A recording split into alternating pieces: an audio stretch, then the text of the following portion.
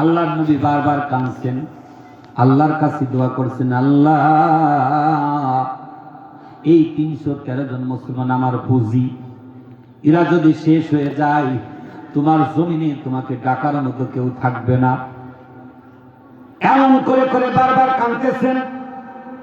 এমন সময় আল্লাহকে ডাকতে ডাকতে বদরের প্রান্তে আল্লাহর নবীর চোখে একটু ঘুম এসে গেল, ঘুমায় পড়ছেন। আহকামুল হাকিমিন আল্লাহ রাব্বুল আলামিন আল্লাহর নবীকে এই ঘুমের মধ্যে বিজয়ের সুসংবাদ দিয়েছেন। জোরে বলুন সুবহানাল্লাহ। সুবহানাল্লাহ। বিজয়ের সুসংবাদ এই ঘুমের মধ্যে দিয়েছেন। ঘুম থেকে উঠে আল্লাহর নবী হাসতেছিলেন, মুস্কি হাসি দিচ্ছেন। সাহাবায়ে কেরাম জিজ্ঞেস করলেন, নবী গো, এতক্ষণ ধরে দেখলাম আপনি কান্নাকাটি করছেন, আপনার চোখে পানি, বারবার আপনি কান্নাকাটি করছেন, রোনাজারি করছেন। একটু দেখলাম আপনি জিহাদের ময়দানে ঘুমিয়ে পড়ছেন। ঘুম থেকে উঠে মুখে মুস্কি হাসি, আপনি হাসতেছেন, কারণটা কি?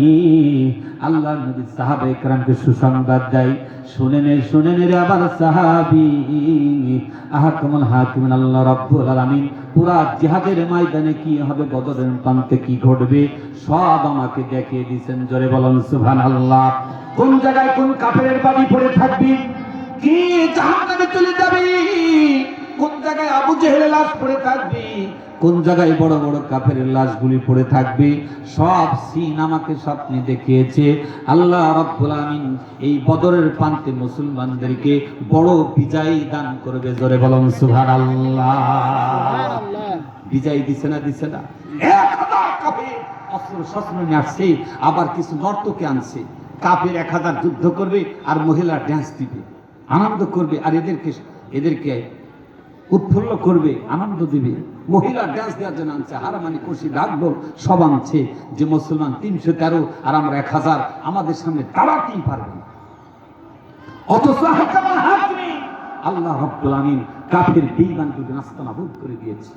আল্লাহ ঘোষণা দিয়েছেন, নবী গো, আপনার সঙ্গে ফেরেশতা থাকবে, ফেরেশতারা জিহাদ করবে, যুদ্ধ করবে। আল্লাহ নবী বলেছেন, ফেরেশতা না, আপনি আমাদের সাথে আছেন কিনা তাই বলেন। আল্লাহ তাআলা আল্লাহ নবীকে জানিয়ে দিয়েছেন, সুসংবাদ দিয়েছেন, নবী গো, আমি আপনার সাথে আছি। জোরে বলুন সুবহানাল্লাহ। সুবহানাল্লাহ। বদরের যুদ্ধে আল্লাহ নবী ঘুম থেকে উঠে হাসলেন, কিন্তু উহুদের যুদ্ধে আল্লাহর নবী একটু জিহাদের ময়দানে ঘুমিয়ে পড়েছেন। ঘুম থেকে উঠার পরে আল্লাহর নবী কাঁদতেছিলেন, চোখে মুখে একেবারে আর্দ্রতা।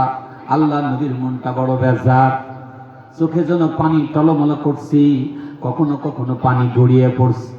সাহাবায়ে কেরাম জিজ্ঞেস করলেন, ইয়া রাসূলুল্লাহ, ইয়া হাবিবাল্লাহ, দয়ার নবী, মায়ার নবী গো, আপনি একটু ঘুমাইলেন, ঘুম থেকে উঠে দেখে মনটা বড় বেজার।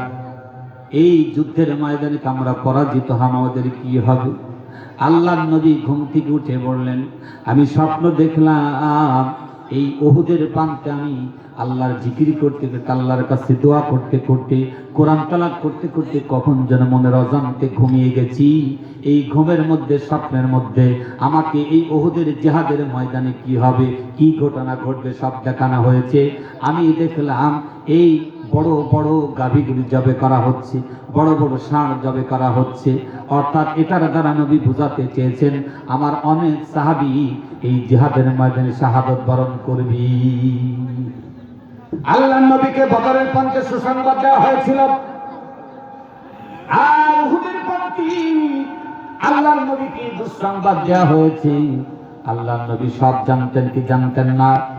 বাজানরে, মুসলমান যখন অটল থাকবে, সংখ্যায় মুসলমান কম হবে, কিন্তু প্রত্যেকটা মুসলমানের সঙ্গে আল্লাহর সাহায্য আছে না নাই? আছে না নাই? বলবেন হুজুর, ওই আল্লাহ কি আইজো আছে? ও আল্লাহ তো কবে মেরে দিছে। ওই আল্লাহ আছে, আছে না নাই?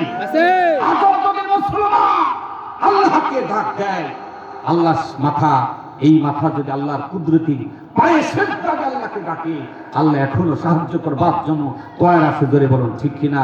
আল্লাহ বলেছেন, আল্লাহ বলেন, আমাকে তোমরা ডাকো, এ বান্দা ডাকো, আমি তোমার ডাকে সাড়া দিই, জবাব দিই।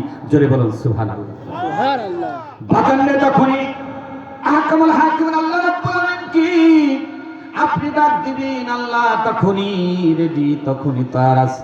এই জন্য আল্লাহ বলেন উদউনি আস্তাজিব লাকুম, বান্দা রাত্রি দিনে গভীরে যখনই তুমি আমাকে ডাক দিবা তখনই আহকামুল হাকিমিন আল্লাহ রাব্বুল আলামিন জাগ্রত আছে না নাই? আল্লাহ কি ঘুমায়? আল্লাহ রাব্বুল আলামিন বলেন ওয়াল্লাইলি লিবাসা, রাতকে তোমাদের আরামের বিছানা বানিয়ে দিলাম। সারা পৃথিবীর সব মানুষকে আমার আল্লাহ ঘুম পাড়ান, কিন্তু এক সেকেন্ডের জন্য আল্লাহ ঘুমাই না। জোরে বলুন ঠিক কিনা? আল্লাহ বলেন সারা দুনিয়ার মানুষকে আমি খাওয়াই। অফিস সামাই রিজকাকুমা তুআদুন, আল্লাহ বলেন তোদের সবার রিজিকের দায়িত্ব আসমানি, ওখান থেকে আমি তোদের রিজিক বন্টন করি। আল্লাহ সারা পৃথিবীর সব জিনিস, পশু পাখি কীট পতঙ্গ জীব জানোয়ার জিন ইনসান সকলকে আমার আল্লাহ খাওয়ায়, কিন্তু নিজে কখনো খান না। জোরে বলুন ঠিক কিনা? আল্লাহ খাওয়ায় কিন্তু নিজে খান না। সেই মহান আল্লাহ রাব্বুল আলামিন 24 ঘন্টা আমার আপনার জন্য জাগ্রত আছে। কখন কোন সময় আমার আল্লাহ, আমার বান্দা আমার আল্লাহকে ডাক দিবি। গভীর রাজনীতি, গভীর জঙ্গলে আপনি বিপদে পড়েছেন, আপনার সন্তানকে ডাকলেও পাবেন না, মাকে ডাকলেও পাবেন না, ভাইকে ডাকলেও পাবেন না, বন্ধুকে ডাকলেও পাবেন না, নিজের আদর স্ত্রীকে ডাকলেও পাবেন না। ওই সময় যদি আহকামুল হাকিমিন আল্লাহ রাব্বুল আলামিনকে ডাক দেন, তখনও আল্লাহ জাগ্রত, তখনও বলে আব্দি এ লাব্বাইক আব্দি, হে বান্দা আমি হাজির আছি। জোরে বলুন সুবহানাল্লাহ। সুবহানাল্লাহ। যখন যে সময় মালিককে ডাক দিবেন, মালিক তখনই আমার আপনার ডাকে সাড়া দেওয়ার জন্য প্রস্তুত আছেন। জোরে বলুন ঠিক কিনা? ঠিক। কিন্তু ডাকার মতো ডাকতে হবে। আল্লাহ রাব্বুল আলামিন সারা পৃথিবীর সবাই ভুলে গেলেও আল্লাহ ভোলেন না। আল্লাহ বলে বান্দা যখন তোমার কেউ ছিল না তখন ছিলাম আমি, এখন তোমার সব হয়েছি, পর হয়েছি আমি। মায়ের পেটে 10 মাস 10 দিন কেউ নাই, সেদিনকে মাও দেখতে পারেনি, বাপও দেখতে পারেনি। মায়ের নাভির সাথেই সন্তানের নাভির সংযোগ করে দিলেন। মা খাবে আর ওই নাভির ভিতরে সন্তানের পেটে যাবে। মা যত পুষ্টি খাবে সন্তান তত পুষ্টি পাবে। মুখ দিয়ে খাওয়াননি, মায়ের পেটে মুখ দিয়ে খাইলে মায়ের পেটের যত ময়লা আবর্জনা চলে যাবে।